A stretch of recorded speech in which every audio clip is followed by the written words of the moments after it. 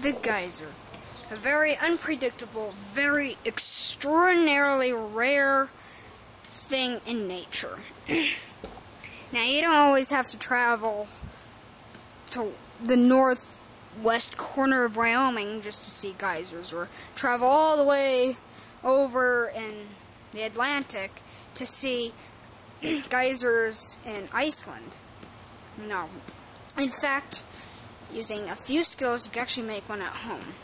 In this video, I'm actually going to teach you how exactly a geyser works, erupts, and so on. I'm also going to tell you about two different ways that you can actually make your geyser. One way I actually originally had designed. Okay, let's start off with how exactly a geyser works. Okay? A geyser consists of a few basic parts. Okay? One of the very first parts, which you absolutely need in this, is a suitable plumbing system, which in this case happens to be the CPVC pipe up here. Okay. Another very important part is that you need a heat source. In this case, it's an electric hot plate. It probably isn't the best use of it, but it works. Also, this half-inch CPVC tube actually happens to act like a constriction. And actually, this is basically like a boiling chamber in here. And right up above me, that weird-looking thing is the vent, which actually is where the eruption actually occurs. Now, on a geyser, right in here, during an eruption, or before an eruption actually, this will look just like this. There will be absolutely no boiling.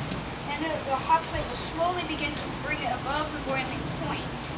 But it will not boil because the weight of this water in the system above here prevents it from boiling. Which adds like, I don't know, let's see. It adds like 1/3 of an atmosphere for like a model like this. Which actually is quite a lot of pressure.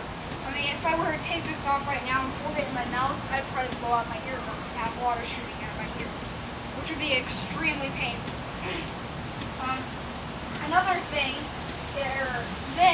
what happens is it eventually reaches such a high temperature, you now have superheated water, that eventually it does start to slowly just kind of simmer. Eventually a steam bubble is then created that rises in the system, expands, and basically displaces water as it rises up, which down here creates it reduces the pressure, which will cause the water in this chamber to violently start to boil, very violently, which will then create more pressure, which will drive the water in this system right here up and out of the system. And then, of course, the eruption is then on. Now, right now, it's very boiling, but now a rising steam bubble will expand as it rises in the system, like this, and will start to cause it to start violently boiling, which this is going to start driving the eruption, as you can see. Now, because of this violent boiling below, the constriction does not allow any air to go past, so the air actually begins to push the water through and out of the system, which then drives the eruption up at the surface. Now, after the eruption is done, it will use up all of its heat, even at the new reduced pressure, and as you can see, creates a partial vacuum, which will suck water that is still in the system back down, instantly repressurizing and refilling the chamber. Now, there's two main different ways that you can actually refill your system and basically make your geyser. One way, which is one I just came up with actually a couple days ago, went all over the place looking for the parts, is actually hooked up to a hose here, as you can see. Actually, it's controlled. This is see the red knob here. This is actually a ball valve that's on here, which allows me to control the amount of water flow in here that I want. Now, actually, what I can do is if I turn it up enough, I can get it to actually start erupting. But obviously I really don't want to do that. And actually for this geyser, all I really want it to do is just to gently overflow. Like that. And so you can actually change this. Now you can get like all these parts at Lowe's and stuff. And actually, when it feeds into the actual main geyser, it's actually 3/4 inch pipe, which actually holds a lot more water, you know, than 1/2 inch pipe, of course. And actually, what we'll add is make like a kind of a wide area. Actually, the 3/4 inch pipe will still actually act as constriction, allowing the eruption to happen. Like you can make entire geysers out of 3/4 inch pipe. I've done it many times before. Although sometimes they're so just bad with their energy, they don't even go into a steam phase. But anyway, so it'll hold more water, and then it goes back into 1/2 inch pipe, which will then create more of a higher type of eruption. Yeah. Now, the other type of way that you can use it is actually a Tupperware type.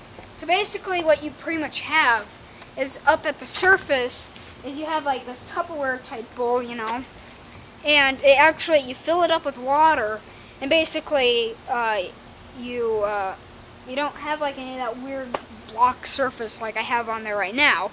Instead, what you have is just a Tupperware. It's erupting.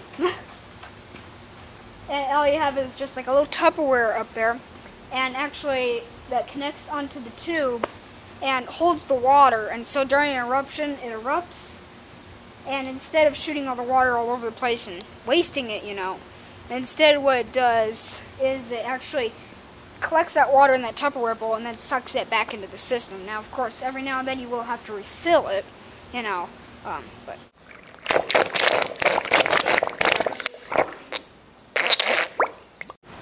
obviously, this has probably been the most boring video of them all, but in a way, it is the absolute most important video of them all because it explains the science behind the geysers and the different ways that you can actually make them, you know, like how you want it to like refill with water.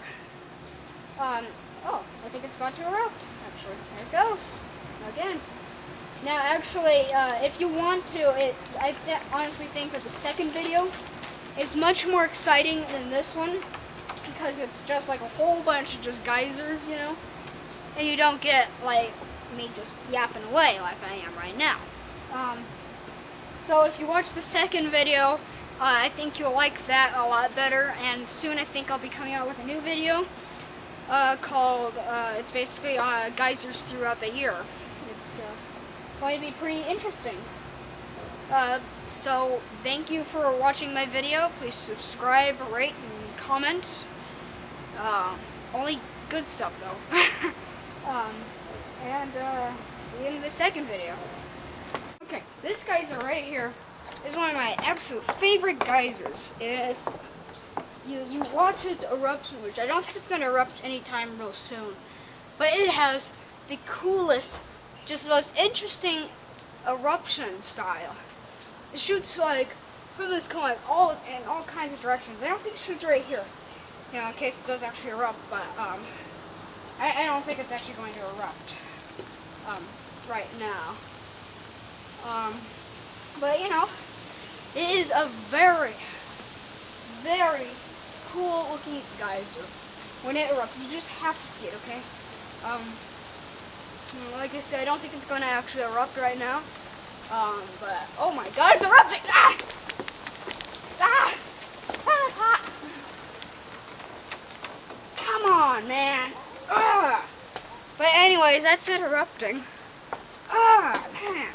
Soaked. Just soaked.